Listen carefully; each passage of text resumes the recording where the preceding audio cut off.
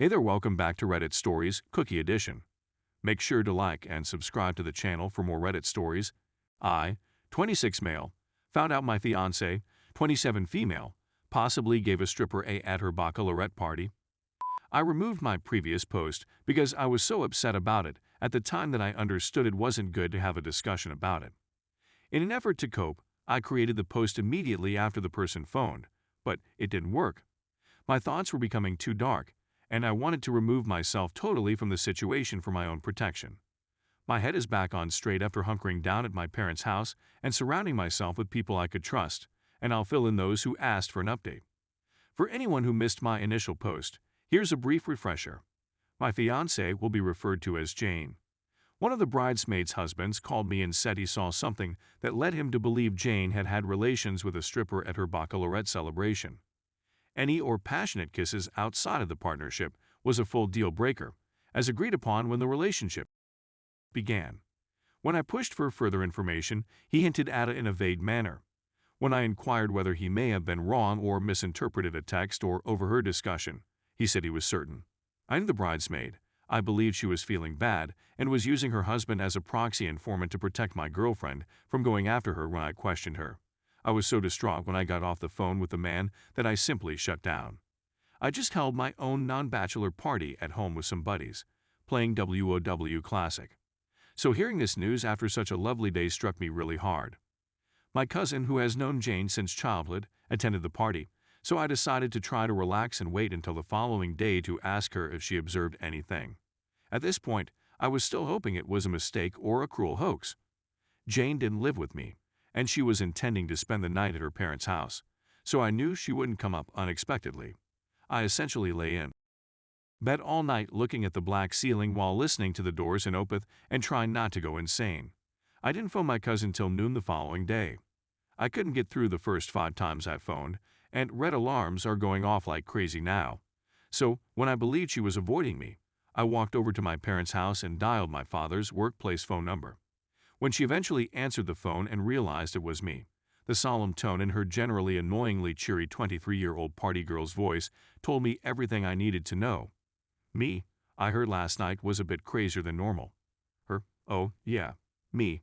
I'm sure you know why I'm calling, don't you? Yes, she says, obviously holding back tears at this point. To cut a long and sobbing cousin tale short, I discovered Jane did indeed assist a stripper, along with numerous other ladies, some of whom are in LTR or married. They then decided to leave the home and drive inebriated to the strip club where Jane and a few other ladies had private dances. My cousin attempted to convince me that this didn't imply Jane didn't love me, and that it was just meaningless fun that had gotten out of hand. This irritated me. I didn't yell at her, but I told her that if that's what she believes, she has no concept what love is. At this moment, I notified my parents and brothers about what was going on, and my mother burst into tears. Another individual has been harmed as a result of this idiotic nonsense. I spent the remainder of the day at my parents' place lying in bed, looking at the ceiling, avoiding Jane's calls and messages. I know some people have more open relationships and can get beyond this, but I'm not one of them.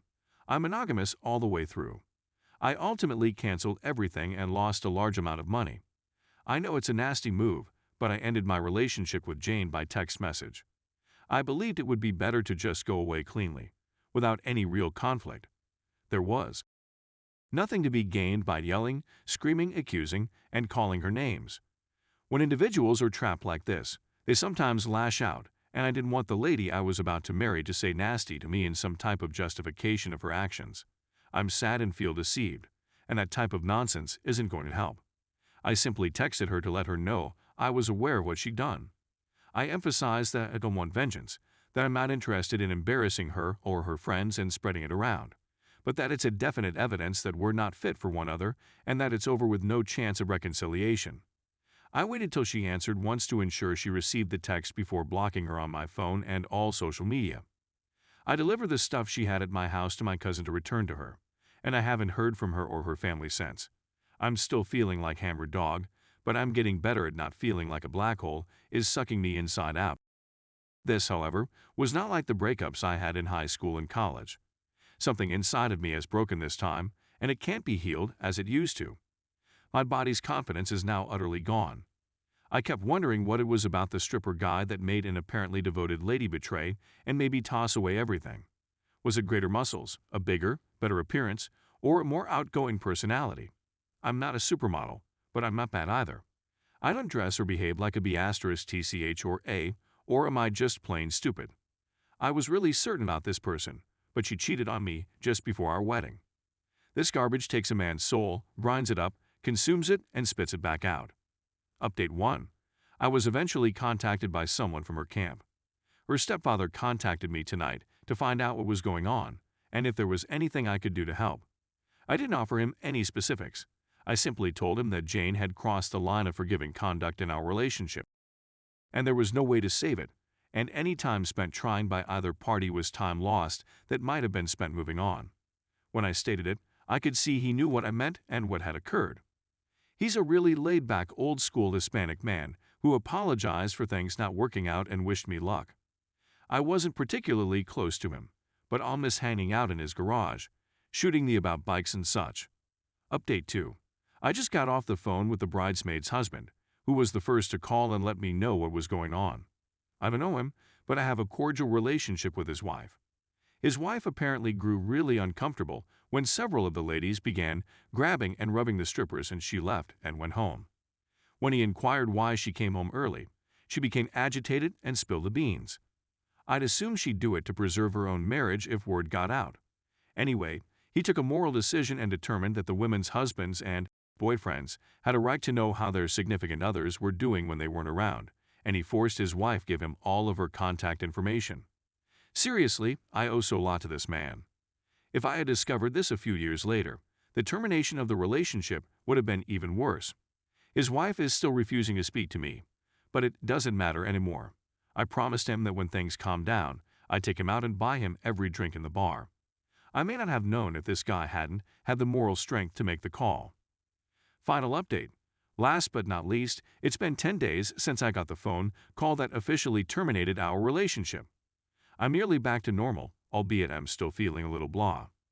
Fortunately, I had a few days of PTO to spend as I worked my way through this nonsense. I had previously planned a 2-week trip for the wedding this year, but now that it's been postponed, I'll simply spend it with my family and have a very long Christmas with them. With the exception of a few messages from Jane to my mother when things initially blew out and her mother phoning the following day after I spoke with Jane's dad, I haven't heard from their family since. Jane's mother attempted to mediate between us, but I shut that nonsense down and informed her it wasn't feasible. She may be a little forceful, but she recognized it wasn't a good idea to press this time. I eventually got to speak with the bridesmaid, whose husband had contacted me. She didn't provide any further information, and by the time I spoke with her, I didn't want to ask for any more. She just contacted me when she felt secure enough to wish me well and express her regret for what had occurred. She's a really sweet person, and I feel awful for her because she works with a lot of those ladies, and I'm not looking forward to how they'll treat her at work. I questioned her, and although none of them had any supervisory control over her, it still stinks to be shunned.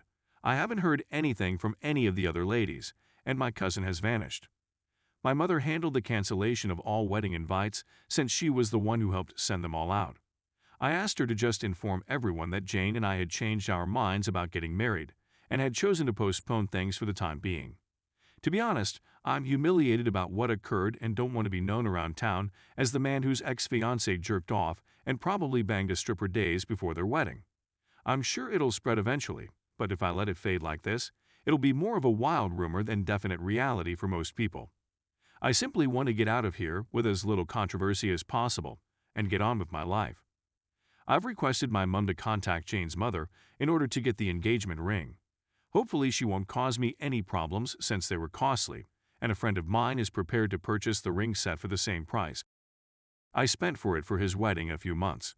I advised him he shouldn't tell his girlfriend where he obtained them in case she was concerned that my ex was wearing the ring when she was touching the joystick of a dancer. I blew thousands of dollars on deposits for the venue, DJ, florist, caterer, security, airline tickets, honeymoon suite, and so on. I'm trying to return some of my investment by selling the rings. Anyway, I've opted to avoid LTR for an indeterminate period of time. This incident has left me extremely wary of love, relationships, and all that nonsense. People have written me encouraging notes, stating that I would ultimately find the one. I'm trying not to be unduly gloomy, but with divorce rates and all the insane battles between men and women these days, I'm beginning to believe the odds of anybody doing that are decreasing with each passing year. And I'm not the kind of person that gets over something like this by rushing out and dating another lady to sport hump the next day. So I'm going to be single for the time being and concentrate on my interests and career. Anyway, thank you to everyone who encouraged me. If anybody else goes through anything horrible like this, I strongly advise them to remain with family or close friends with whom they have a wonderful connection. I can't emphasize enough how much this helped, particularly if you're a male. Men, unlike many women, don't really maintain a circle of support for things like this, and you might find yourself alone and sinking more into a negative place if you don't have good reinforcement around you. I was able to sleep on my childhood bed, in my childhood room, in my childhood house, surrounded by pleasant memories, and have my mother come in and bring me tea and food, as well as say beautiful, encouraging words about how much she loved me and was proud of me. I was able to divert myself with my father and brothers. It was quite beneficial. Best wishes to everyone. Thanks. Thanks for watching my video. Make sure to like and subscribe for more Reddit stories.